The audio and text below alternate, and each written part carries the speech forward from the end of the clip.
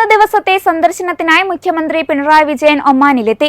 Muscat അന്താരാഷ്ട്ര വിമാനത്താവളത്തിൽ Indian സ്ഥാനപതി GV ശ്രീനിവാസ്, സോഷ്യൽ ക്ലബ് ഭാരവാഹികൾ തുടങ്ങിയവർ ചേർന്ന് മുഖ്യമന്ത്രിയെ സ്വീകരിച്ചു. വെള്ളിയാഴ്ച വൈകിട്ട് മസ്കറ്റിലും ശനിയാഴ്ച വൈകിട്ട് സലാലയിലും മുഖ്യമന്ത്രി പിണറായി വിജയൻ പ്രവാസികളെ അഭിസംബോധന ചെയ്യും. വെള്ളിയാഴ്ച വൈകിട്ട് 7 മണിക്ക് മസ്കറ്റിലെ അമരാത്ത് മുനിസിപ്പൽ പാർക്കിൽ ഇന്ത്യൻ കമ്മ്യൂണിറ്റി ഫെസ്റ്റിവൽ മുഖ്യമന്ത്രി ഉദ്ഘാടനം ചെയ്യും. ഇന്ത്യൻ സോഷ്യൽ ക്ലബ്ബ് കേരള വിങ്ങാണ് പരിപാടി സംഘടിപ്പിക്കുന്നത്. 26 വർഷത്തിനു ശേഷമാണ് കേരളത്തിൽ നിന്ന് ഒരു മുഖ്യമന്ത്രി മസ്കറ്റിലെത്തുന്നത്.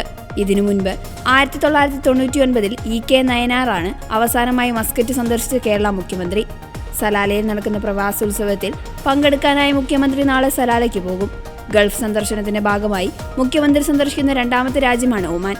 ഈ മാസം 17-ന് മുഖ്യമന്ത്രി ബഹ്റൈൻ സന്ദർശിച്ചിരുന്നു.